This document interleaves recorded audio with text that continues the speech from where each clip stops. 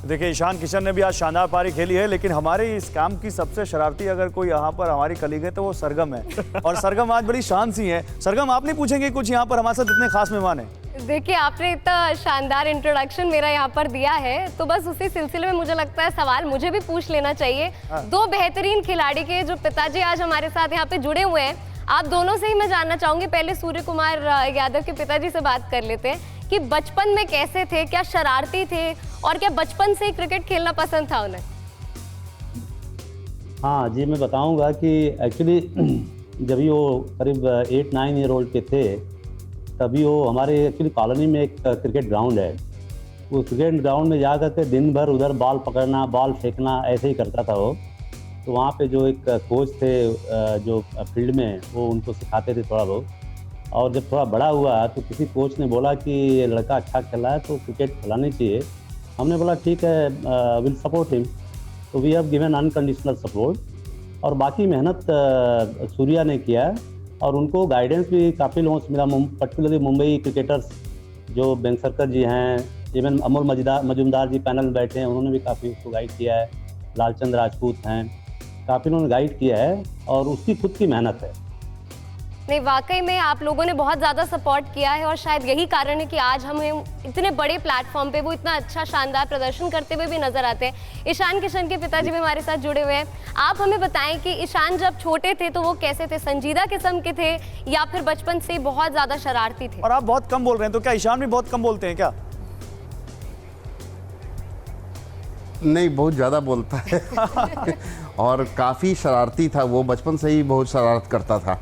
आज तक करता रहता है। घर में आता है तो 1 मिनट भी शांत नहीं बैठता है। तो उसको शांत करवाना पड़ता है कि भाई अब थोड़ा खाना खा लो।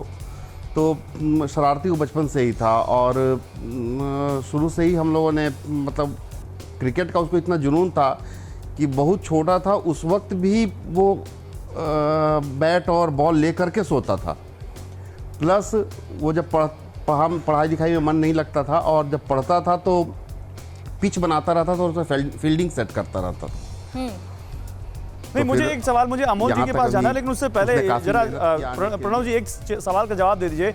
बहुत सारे पेरेंट्स या बहुत सारे माँ बाप इस दुविधा में होते हैं कि अपने बच्चे को स्पोर्ट्स में डालें ना डालें, तो वो कौन सा टाइम था जब आपने जान लिया था कि ईशान को मुझे इसी में आगे बढ़ाना है? कैसे वो आपने तय किया? उसका खुद का डेडिकेशन इतना ज़्यादा था कि हम लोगों ने उसको सपोर्ट करना शुरू कर दिया। और फिर उसने वैसा कि अभी बिहार में क्रिकेट था नहीं, तो उसको रांची भेजा। अपने छोटे बच्चे को अकेले रांची भेजना भी बड़ा टफ था, लेकिन वो टफ डिसीजन लेना पड़ा और वहाँ पे जाके उसने अच्छा परफॉर्मेंस किया। टीम में भी आया, सिलेक्ट हुआ अंडर 16, अंडर 19। तो उसी तरह से चलता गया। बिल्कुल, उनकी डेडिकेशन और आपका बचपन से ही हम लोगों ने उसे सपोर्ट किया था जाने की, और वो कमाल आज देखने को सर मिल रहा है। और क्योंकि आपने डेडिकेशन की बात की तो मुंबई इंडियंस किस तरीके से डेडिकेटेड थी गौरव, वो हमने देखा। अमोल मजूमदार जी, वो कौन सा पॉइंट था जब आपको लगा इस लीग के दौरान कि मुंबई इंडियंस ने अपनी पकड़ को इतना मजबूत कर लिया है कि फाइनल्स तक तो पहुंचेगी, फाइनल जीतेगी भी, खिताब अपने नाम करेगी? देखिए, 5 दिन पहले एक ऐसा दौर था इस आईपीएल में खास करके कि एक अकेली मुंबई इंडियंस की टीम जो थी वो 16 अंक लेकर वो क्वालिफाई कर चुकी थी प्लेऑफ्स के लिए। पर जो बाकी के जो चेन्नई सुपर किंग्स को छोड़ दीजिए, पर बाकी के जो 6 टीम्स थे वो 3 स्पॉट्स के लिए संघर्ष कर रहे थे। तो इससे साफ जाहिर होता है कि मुंबई इंडियंस सबसे बेहतरीन टीम थी इस लीग के दौरान। और एक मैंने खास करके नोटिस किया है, जब वो प्लेऑफ्स में आती है ना मुंबई इंडियंस और चेन्नई सुपर किंग्स भी पिछले साल तक, तो जो प्लेऑफ्स के जो मैचेस रहते हैं वो प्रेशर गेम्स रहते हैं, वो उनको खेलना बहुत अच्छी तरह से आता है। और वही मुंबई इंडियंस करते आ रहे हैं। जब प्लेऑफ्स में पहुंच जाते हैं तब वो डेंजरस हो जाते हैं। बिल्कुल, प्लेऑफ्स में पहुंच जाते हैं तो वो डेंजरस हो जाते हैं। लेकिन यंगस्टर्स की हम बात कर रहे हैं गौरव, आप यंग हैं, हमारे साथ इतना यंग पैनल है, तो क्यों ना यहाँ पर यंगस्टर्स के लिए एक बढ़िया सा कोई सॉन्ग हो जाए? हाँ बिल्कुल, मैं अपने अगले गाने से पहले एक शेर अर्ज करना चाहता हूँ। उससे पहले एक बात कहना चाहता हूँ कि हार और जीत ये ज़िंदगी का एक हिस्सा है। कहते परिंदों को मिलेगी मंजिल यकीनन, ये फैले हुए उनके पर जानते हैं। खामोश रहते हैं वो लोग अक्सर ज़माने में जिनके हुनर बोलते हैं। तो जहाँ उम्मीद है वहाँ सब कुछ काम है। क्या बात है। कुछ पाने की हो आस आस, कोई अरमा हो जो खास खास आशा है, हर कोशिश में हो आर पार कर दरियाओं को पार पार आशा है, तूफानों को छीन के मंजिलों को जीत ले, आशा है हिले दिल की, उम्मीदें हंसे दिल की, अब मुश्किल नहीं कुछ भी, नहीं कुछ भी, आशा है हिले दिल की, उम्मीदें हंसे दिल की, अब मुश्किल नहीं कुछ भी, नहीं कुछ भी।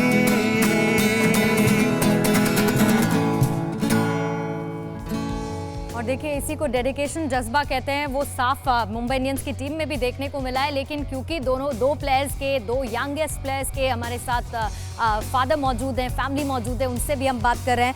तो मैं अशोक यादव जी आपसे पूछना चाहूँगी, क्योंकि अभी तो मैच जैसे ही खत्म हुआ, मुंबई इंडियंस जीती, वैसे ही आप हमारे साथ पैच हो गए, लेकिन अभी आपको बात भी करनी होगी सूर्या से।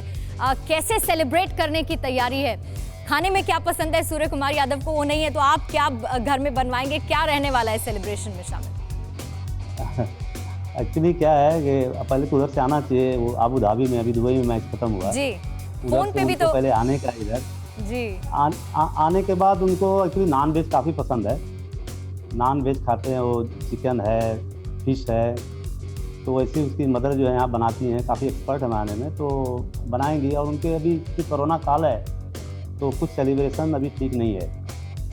क्या बात है, एक टिपिकल फादर कैसे होते हैं ये सूर्य कुमार यादव जी, आपको देख के मुझे लग रहा है बिल्कुल एक मिडिल क्लास इंडियन फैमिली में कैसे बच्चे बड़े होते हैं और कैसे फादर उनको ट्रीट करते हैं। बिल्कुल आप मुझे याद दिला रहे हो उनसे की। लेकिन ईशान किशन के घर में भी यही होगा प्रणव जी, आपके घर में भी यही होगा या आपने कुछ तैयारी कर रखी क्योंकि पता था कि जीतना तो है ही? नहीं सर, अभी हम लोगों ने कोई तैयारी नहीं की है। हाँ। और अभी ईशान है भी नहीं, तो लौटेगा तो उसके बाद फिर हम लोग कुछ प्लान करेंगे कि क्या किया जा सकता है। ठीक है, लेकिन घर में तो खुशी होगी, जश्न होगा, इसमें तो कोई दो राय नहीं, और होना भी चाहिए क्योंकि मौका है, दस्तूर है। हाँ। बिल्कुल। और इस मौके को भुनाने में बिल्कुल कोई कसर नहीं छोड़नी चाहिए, क्योंकि मुंबई इंडियंस ने भाई फाइनल जीत लिया है और 5वीं बार ये खिताब अपने नाम किया है। But thank you so much Majumdar ji, आप हमारे साथ थे, और साथ ही ईशान किशन और सूर्य कुमार यादव के पिता भी हमारे साथ थे, प्रणव पांडे जी और अशोक यादव जी, आपका भी बहुत बहुत शुक्रिया हमारे साथ पैचन होने के लिए। शुभांकर मुंबई इंडियंस के डगआउट में थे और सरगम एक मिनट शुभांकर, आज जश्न होगा?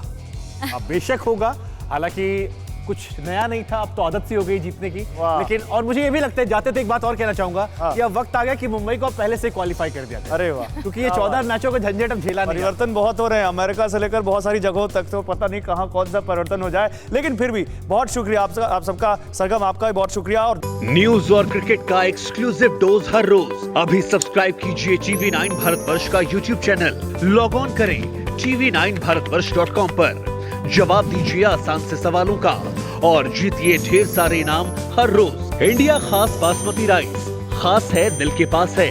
पी सेफ हाइजीन हैम्पर्स और पैनासोनिक के गिफ्ट हैम्पर्स।